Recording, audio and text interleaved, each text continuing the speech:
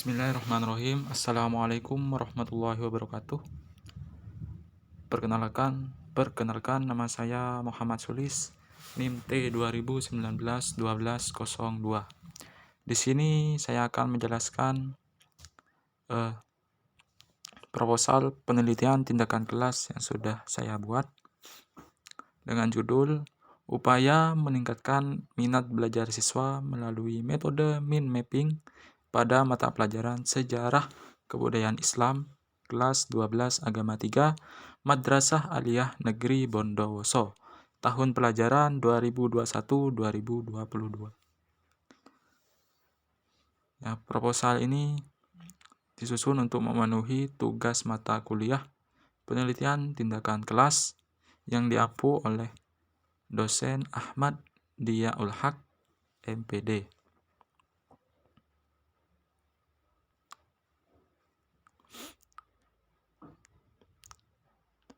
Ya, untuk proposal penelitian, yang pertama yakni halaman sampul, yang kedua yakni kata pengantar,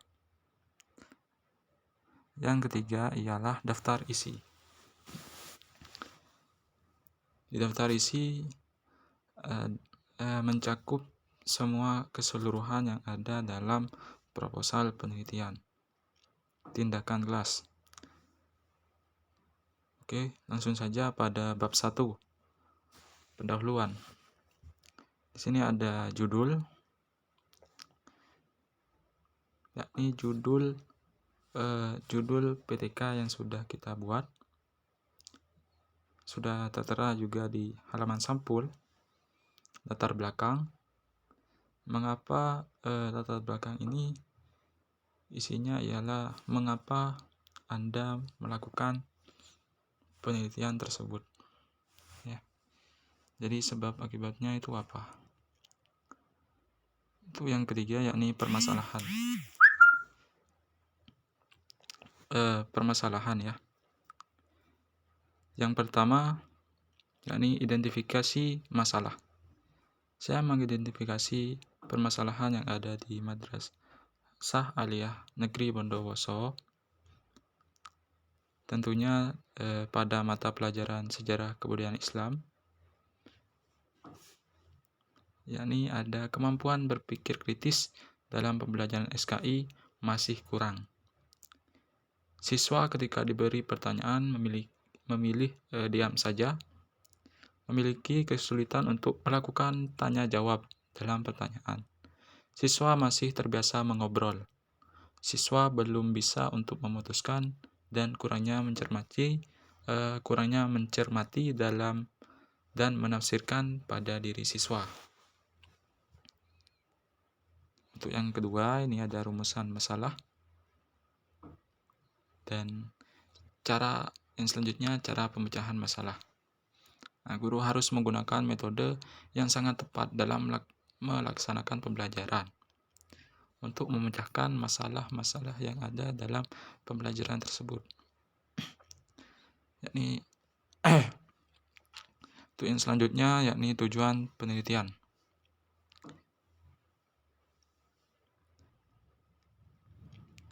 Yang pertama, mendeskripsikan perencanaan penerapan metode mind mapping pada pembelajaran SKI di kelas agama 3 Man Bondowoso.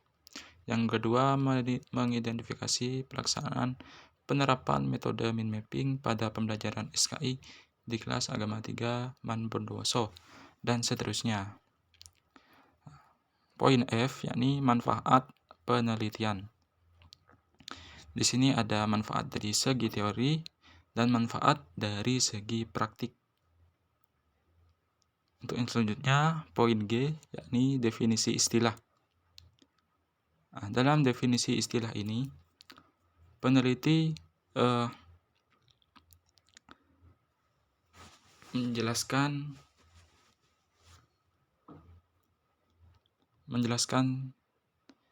secara berdasarkan kesimpulan ya. Ini tidak terlalu panjang pembahasannya. Yang penting jelas maksud dan tujuannya ya. Di sini ada minat belajar. Definisi istilah ini mendefinisikan variabel-variabel yang ada dalam judul penelitian.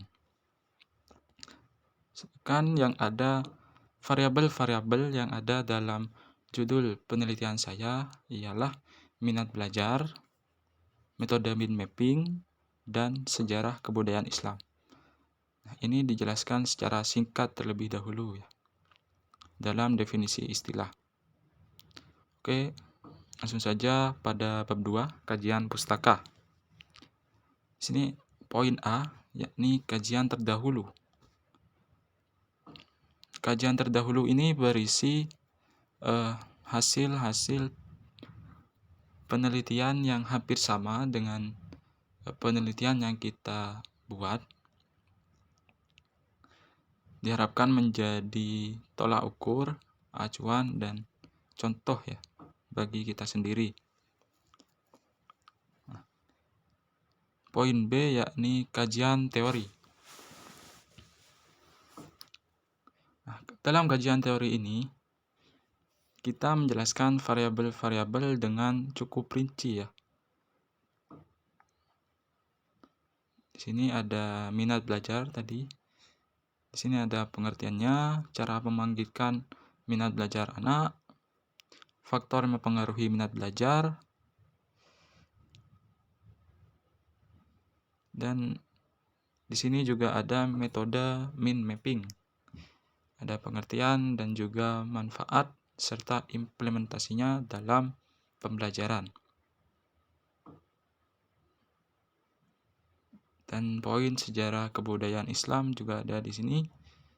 Ada pengertian dan tujuan. Yang selanjutnya yakni poin C dalam bab 2 ya, kajian pustaka, yakni ada hipotesis tindakan. Nah, salah satu faktor yang mempengaruhi keberhasilan pembelajaran ialah penggunaan metode pengajaran yang tepat dan sesuai dengan materi yang akan diajarkan. Berdasarkan kerangka teoritik di atas, maka hipotesis penelitian ini dirumuskan sebagai berikut. Jika pembelajaran menjaga keseimbangan serta melestarikan sumber daya alam menggunakan metode mind mapping, maka minat belajar siswa akan meningkat. Jadi, metode mind mapping ini sangat berpengaruh ya bagi pembelajaran di kelas. Baik, untuk mempersingkat waktu, yakni ada bab 3, metode penelitian. Poin A, pendekatan dan jenis penelitian. Di sini saya menggunakan pendekatan kuantitatif ya dalam penelitian yang saya buat. Poin B, yakni lokasi, waktu, dan subjek penelitian. Untuk lokasi ini di mana Anda melakukan penelitian. Di sini saya melakukan penelitian di Man Bondowoso, dan saya mencantumkan juga mengapa saya memilih lokasi tersebut ya.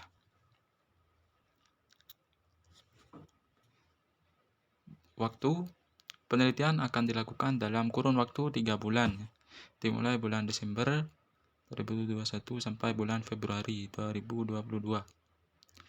Untuk subjek penelitian ialah siswa kelas 12 Agama 3 Man Bondowoso dengan jumlah 32 siswa, dan ini laki-laki semua.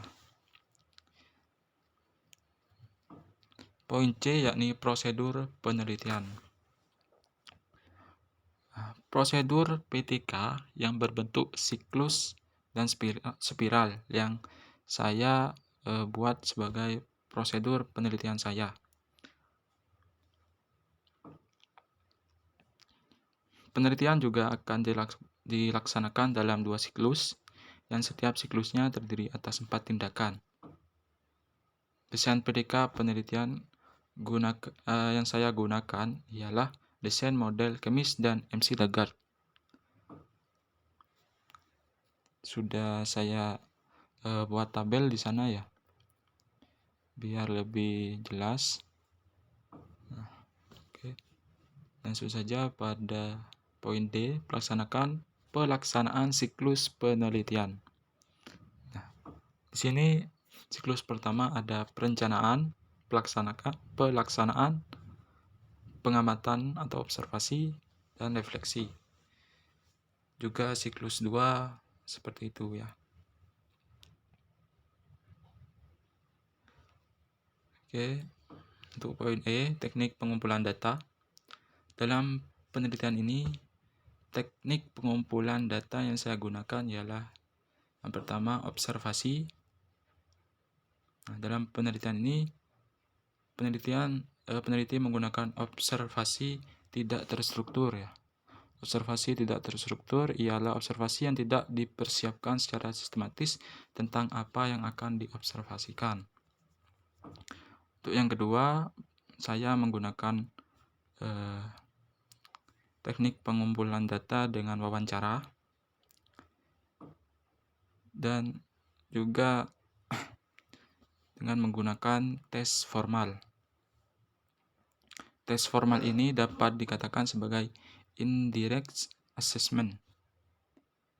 Artinya bahwa asesmen tersebut dilaksanakan secara terpisah dengan kegiatan pembelajaran, sehingga balikan baru akan diperoleh oleh para peserta didik pada pertemuan berikutnya setelah selesainya kegiatan tes. Oke. Untuk poin F, yakni instrumen penelitian. Di sini ada lembar observasi kinerja siswa per topik, lembar kerja siswa LKS yang memuat pertanyaan-pertanyaan produktif, dan soal tes formatif. Untuk selanjutnya, poin G, yakni teknik analisis data. Teknik analisis data yang saya gunakan yakni statistik. Teknik analisis data untuk menjawab rumusan masalah 1 dan 2 yang digunakan mean dan standar deviasi. Untuk yang selanjutnya, poin H, yakni keabsahan data. Keabsahan data dalam penelitian ini menggunakan triangulasi. Triangulasi dalam pengujian kredibilitas sebagai pengecekan data dari berbagai sumber dengan berbagai cara. Apapun peneliti menggunakan triangulasi sumber dan triangulasi teknik. Triangulasi sumber ialah teknik pemeriksaan balik terhadap keabsahan data yang sudah diperoleh dari suatu sumber tertentu. Sedangkan triangulasi teknik mengecek keabsahan data dengan teknik pengumpulan data. Untuk yang selanjutnya, di sini ada daftar pustaka, ya.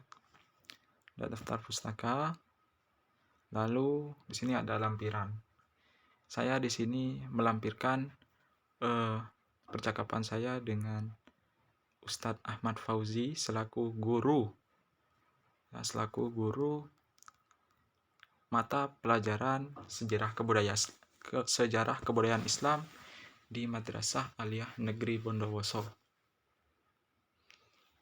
Baik, mungkin cukup sekian penjelasan dari saya. Jika ada perkataan yang menyinggung, mohon dimaafkan. Cukup sekian. Assalamualaikum warahmatullahi wabarakatuh.